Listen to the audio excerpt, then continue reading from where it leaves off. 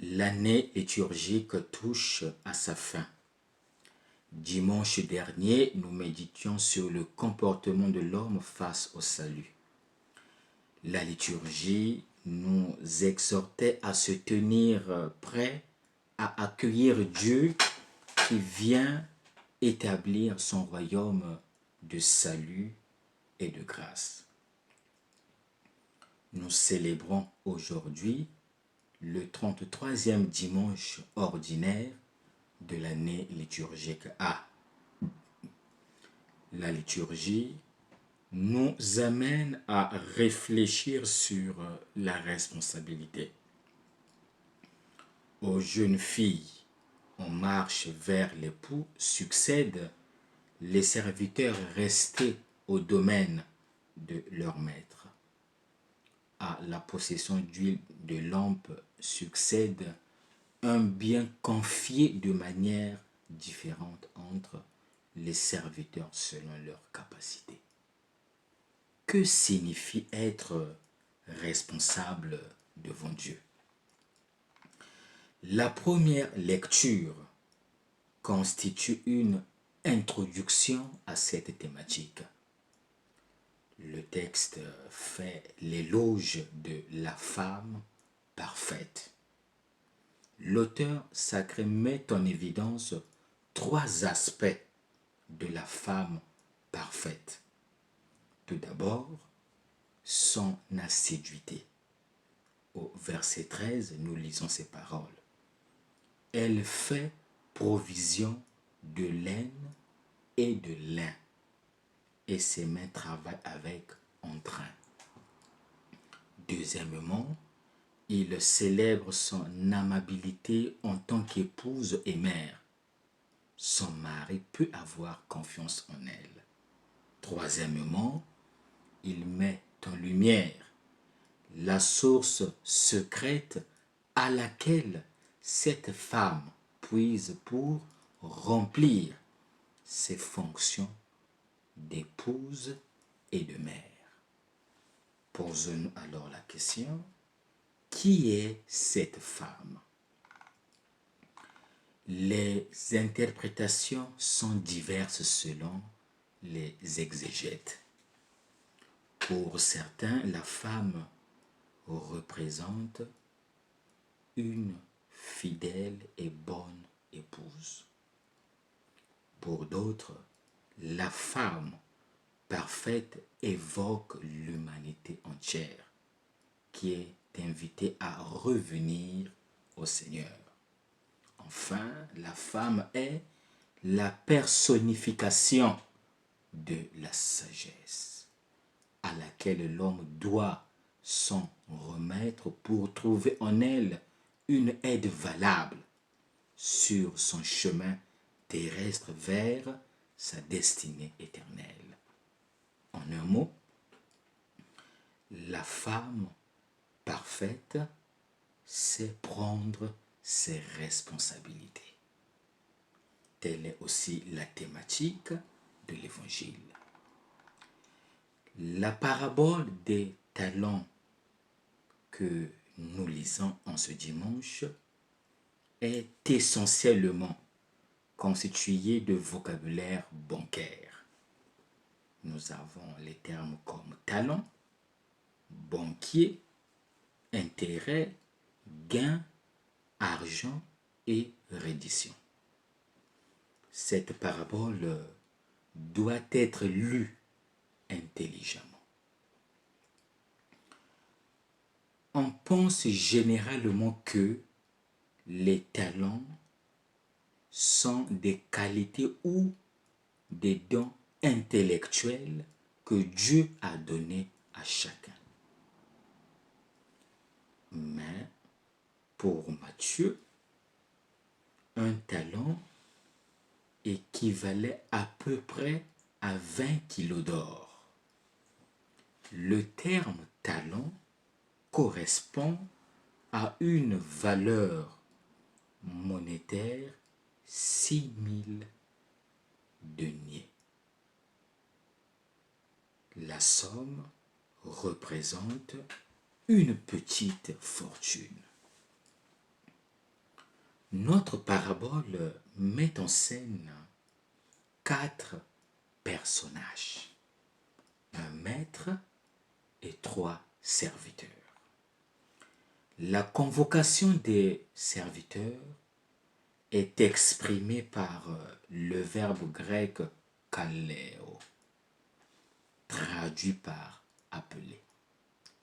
C'est le même verbe qui est aussi employé lors de l'appel des 4 premiers disciples dans Matthieu 4, verset 21. C'est aussi le même verbe qui est employé dans la parabole des noces pour décrire l'invitation ou l'appel au salut. La distribution du patrimoine se fait de différentes manières. Le premier reçoit 5 talents, le second 2 et le troisième 1. Les premiers serviteurs ont accueilli leurs talents comme un geste de confiance de leur maître.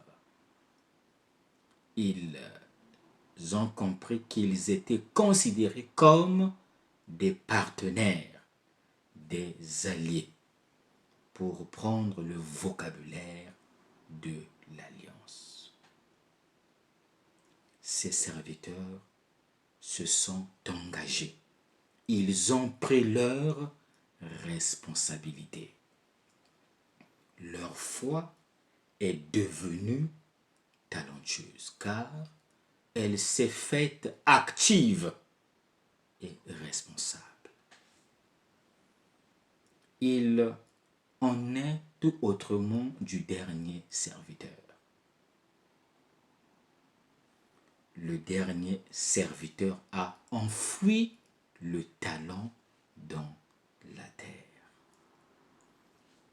Il est condamné non pas parce qu'il a fait quelque chose de mal, mais parce qu'il n'a rien fait, parce qu'il n'a pas répondu à l'attente de son maître. Sa foi envers ce dernier est irresponsable et inactive. En lisant de près cette parabole, l'attention se concentre sur le comportement du troisième serviteur. Ce serviteur est identifié par 3 adjectifs: mauvais, paresseux, inutile. Traduit ici par bon à rien. Le troisième serviteur se fait reprocher 2 attitudes intérieures, 2 états d'esprit qui ont vicié sa relation avec son maître. D'abord, la suspicion, faite de peur, puis l'inertie opérationnelle par laquelle il a rendu la somme identique qui lui avait été confiée. En définitive, qui est le maître de la parabole? Qui sont les serviteurs? Et que représentent les talents? Le maître de la parabole, c'est Jésus lui-même, qui est sur le point d'accomplir le plus long voyage de sa vie, à travers la passion, la mort et la résurrection. Les serviteurs de la parabole représentent les chrétiens. Selon Irénée de Lyon, les talents représentent la vie accordée par Dieu à chaque personne. La vie est un don qui ne doit en aucun cas être gaspillé ou dissipé. Malheureusement, pour certains, la vie n'a pas de valeur. Selon les pères orientaux, les talents sont les paroles du Seigneur confiées aux disciples pour qu'ils les gardent, pour qu'ils les fassent fructifier dans leur vie, pour qu'ils les mettent en pratique au point de les semer en abondance sur la terre. Encore une fois, il est question de faire le choix. Quel est l'enseignement à retenir? Si Dieu nous donne la vie, il veut que nous la dépensions à fond. S'il nous donne la santé, il veut que nous l'utilisions pour notre bien. S'il nous donne la foi, il veut que nous la développions. Le Seigneur nous a laissé son héritage, c'est-à-dire son évangile, le message du royaume. Il incombe à chaque baptisé de faire fructifier le trésor de l'évangile par l'annonce de la parole, par le témoignage personnel et par les œuvres. Lorsque le Seigneur reviendra, il nous interrogera à ce sujet. Ne pas faire fructifier son évangile est une offense à son amour et en même temps une forme de suicide. Ne pas faire fructifier l'évangile est un acte d'irresponsabilité qui se détruit lui-même. Que faisons-nous de l'évangile? À quoi nous convie ce dimanche?